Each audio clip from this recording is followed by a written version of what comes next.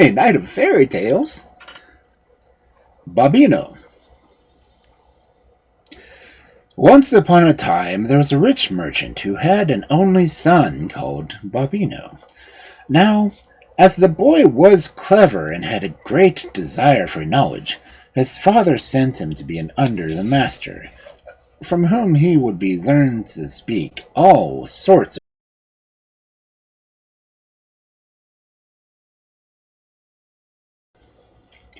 After some years with his master, Bobino returned to his home.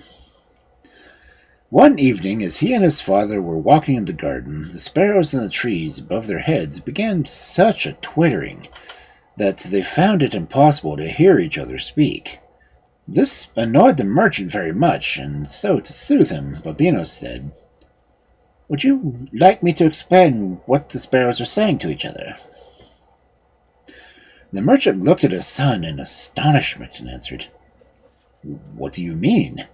How can you explain what the sparrows say? Did you consider yourself a soothsayer or a magician?"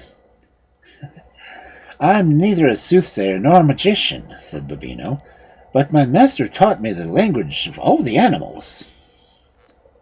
"Alas, for my good money!" exclaimed the merchant. "The master has certainly mistaken my intention.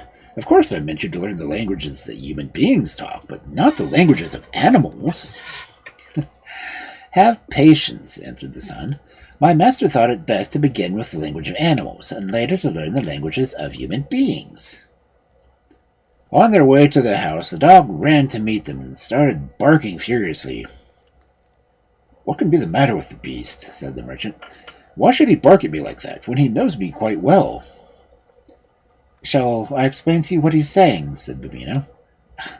"Leave me in peace and don't trouble me with your nonsense," said the merchant, quite crossly. "How my money was wasted."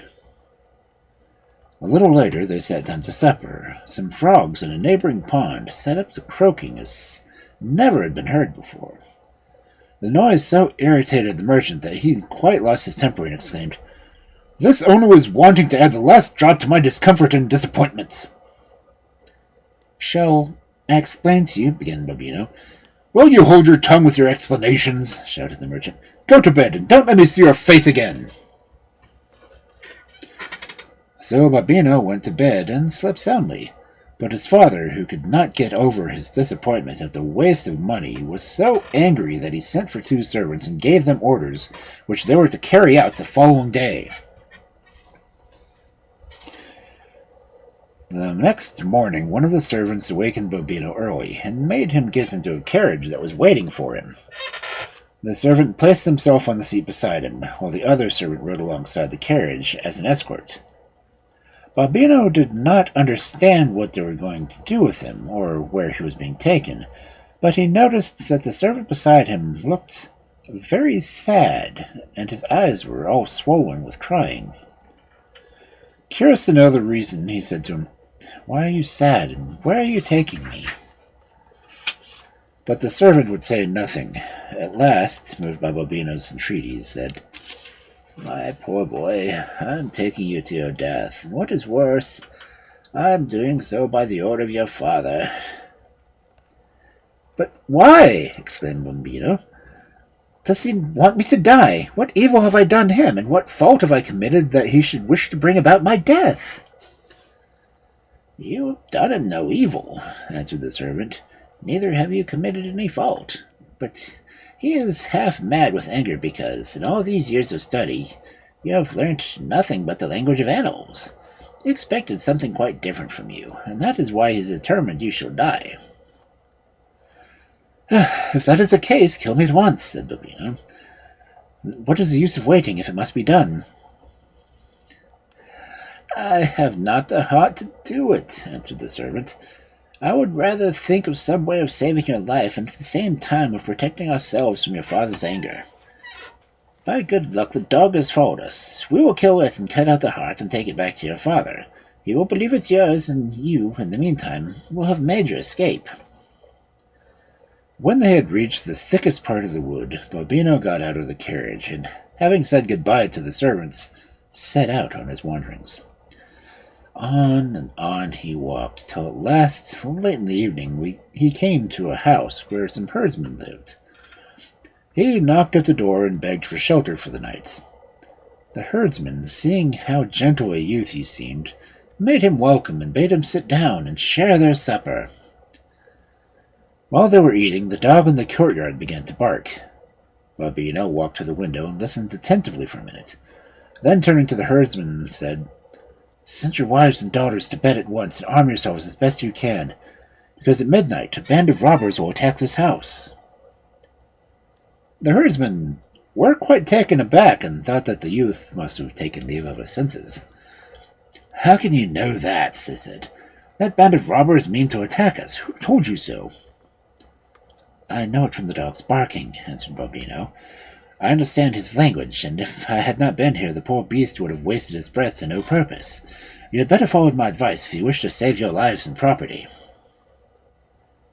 The herdsmen were more and more astonished, but they decided to do what Bobino advised. They sent their wives and daughters upstairs. Then, having armed themselves, they took up their position behind a hedge and waited until midnight. Just as the clock struck 12, they heard the sound of approaching footmen, and a band of robbers cautiously advanced towards the house. But the herdsmen were out on the lookout. They sprang on the robbers from behind the hedge, and with blows from their cudgels soon put them to flight. You may believe how grateful they were to Bobino, to whose timely warning they owed their safety. They begged him to stay and make his home with them, but as he wanted to see more of the world, he thanked them warmly for their hospitality, and set out once more on his wanderings. All day he walked, and in the evening he came to a peasant's house. While he was wondering whether he should knock and demand shelter for the night, he heard a great croaking of frogs in a ditch behind the house. Stepping to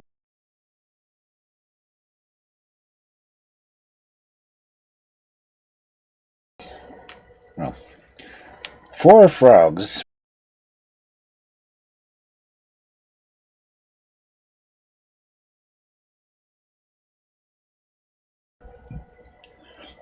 making a great croaking as they did so.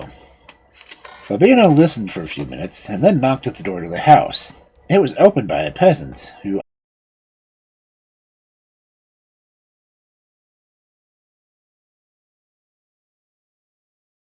stretch. When the meal was over, his host told him that they were in great trouble, as his eldest daughter was so ill that they feared she would not recover. A great doctor who had passed through that way some time before had promised to send her some medicine that would have cured her, but the servant to whom he had entrusted the medicine had let it drop on the way back, and now there seemed no hope for the girl. Then Bobino told the father of the small bottle he had seen the frogs playing with, and that he knew that was the medicine which the doctor had sent to the girl. The peasant asked him how he could be sure of this, and Bobino explained to him that he understood the language of animals, and had heard that what the frogs said as they tossed the bottle about. So the peasant fetched the bottle from the ditch and gave the medicine to his daughter. In the morning she was much better, and the grateful father did not know how to thank the Bobino enough.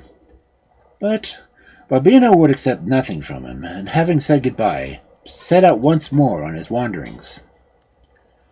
One day, soon after this, he came upon 2 men resting under a tree in the heat of the day.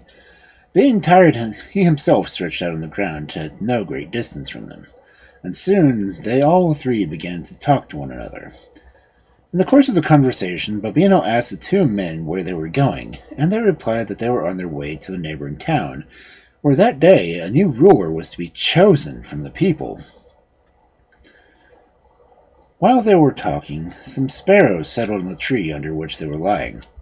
Bobino went silent and appeared to be listening attentively. At the end of a few minutes, he said to his companions, "Do you know what those sparrows are saying? They are saying that today one of us will be chosen ruler of that town." The men said nothing, but looked at each other. A few minutes later, seeing that Bobino had fallen asleep, they stole away and made with all haste for the town, where the election for a new ruler was to take place. The great crowd was assembled in the marketplace, waiting for the hour when an eagle should let loose from a cage, for it had been settled that, on whoever's house the eagle alighted, the owner of that house should be the ruler of the town. At last the hour arrived, and the eagle was set free, and all eyes were strained to see where it would alight. But circling over the heads of the crowd, it flew straight in the direction of a young man, who was at that moment entering the town. This was none other than Bobino, who had awakened after his companions had left him, and had followed in their footsteps.